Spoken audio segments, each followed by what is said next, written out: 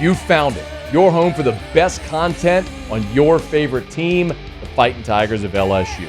Do us a favor, subscribe to the channel, leave your comments below, and be sure to smash that like button.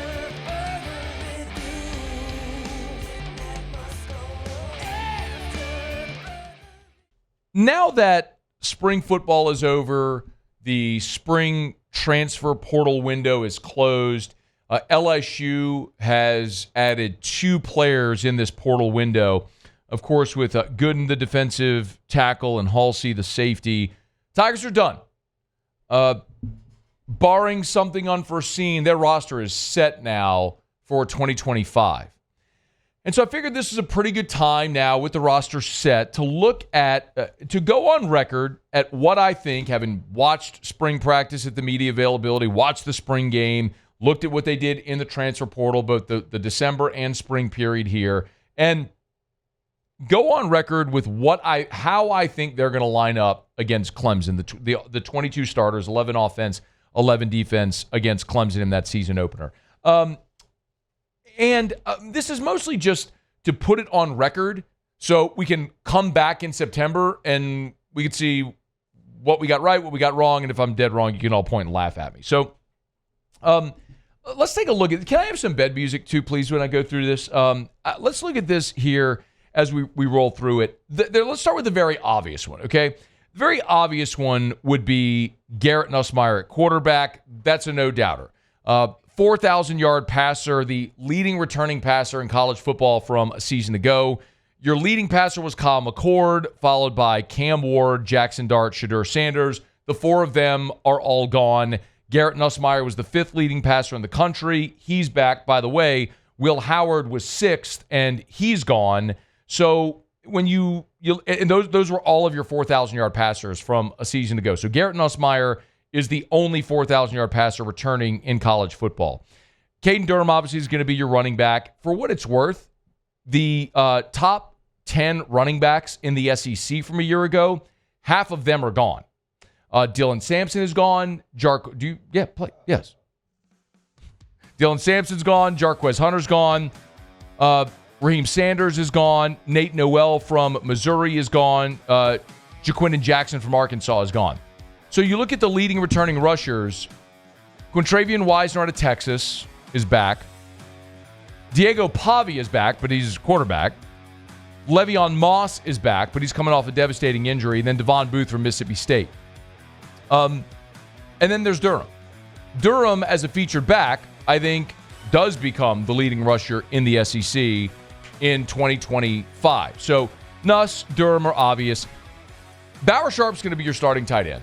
He is the most ready-made replacement for Mason Taylor, and I do believe Mason Taylor! Got a caveat that'll get to here in just a quick second.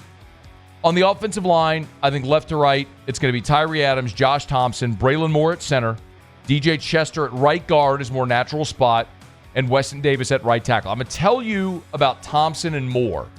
The same thing I told you about Jaden Daniels when he came here before the 2022 season. And in that spring, boy, there were not a lot of you that agreed with me on this. My point then was you don't go bring Jaden Daniels here, a 3-year starter at Arizona State, to sit.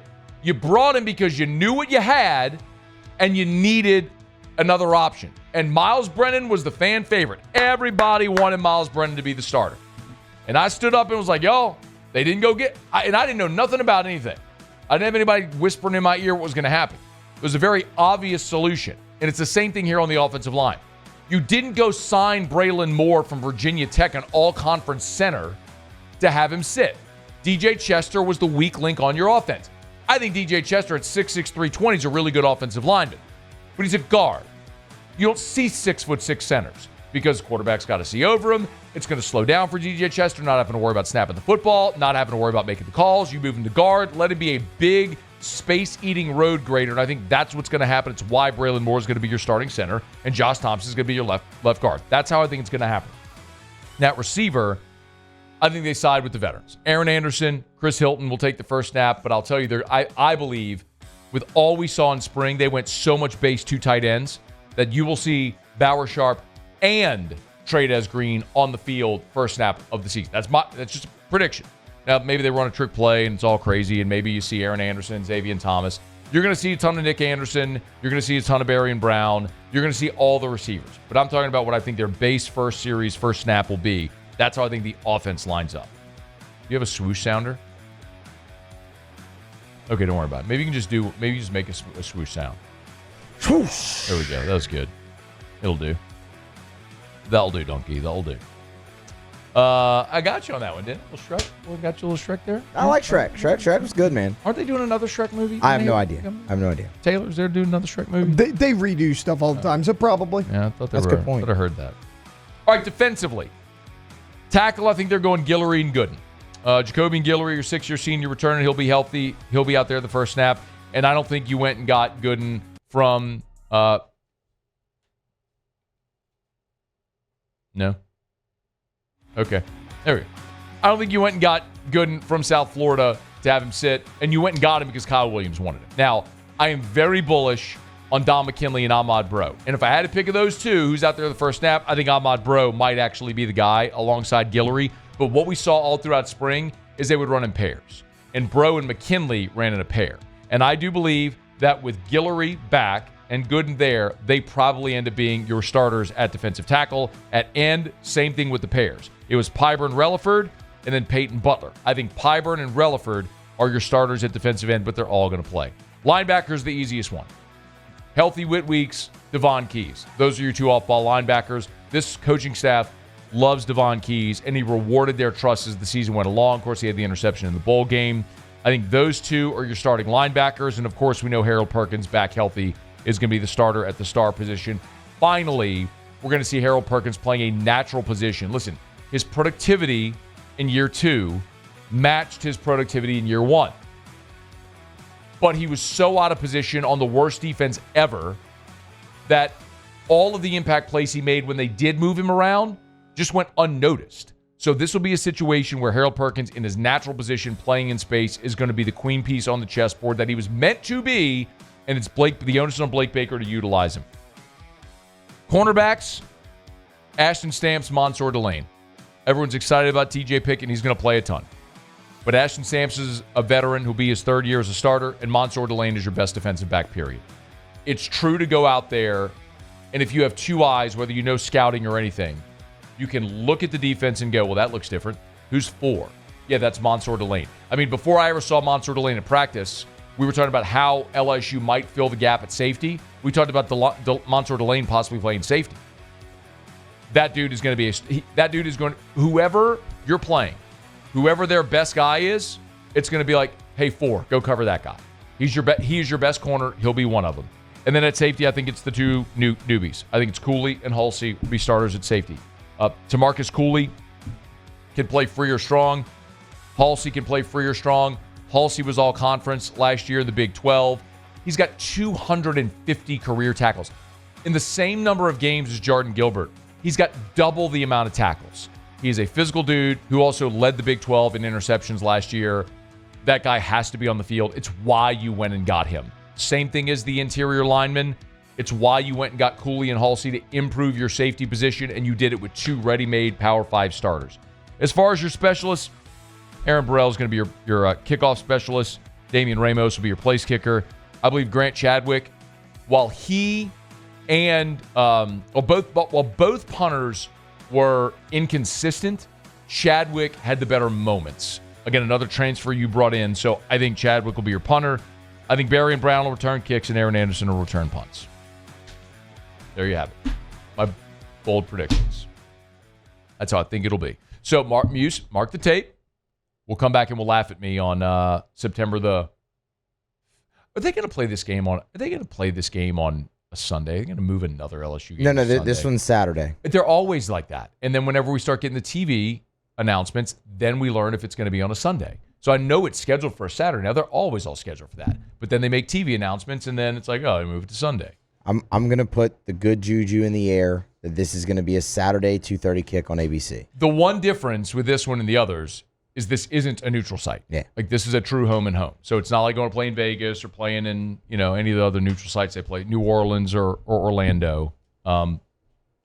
But that's what it's been. I mean, they're always all scheduled for Saturday. And then when we start getting TV announcements, that's when we learn is it going to be a Sunday or a Monday or whatever, all that crap they do. I get why they do it. It's great because we have like Thursday to Monday of just straight football. And it's awesome. But it sucks. I don't like playing the Sunday game. So let's see. If they play on Saturday, it's the 3rd. So Monday the 5th will be Labor Day. We'll be doing shows on Monday the 5th. So Monday the 5th, are we going to be laughing at me? Probably in some instances, yeah. Any major disagreements?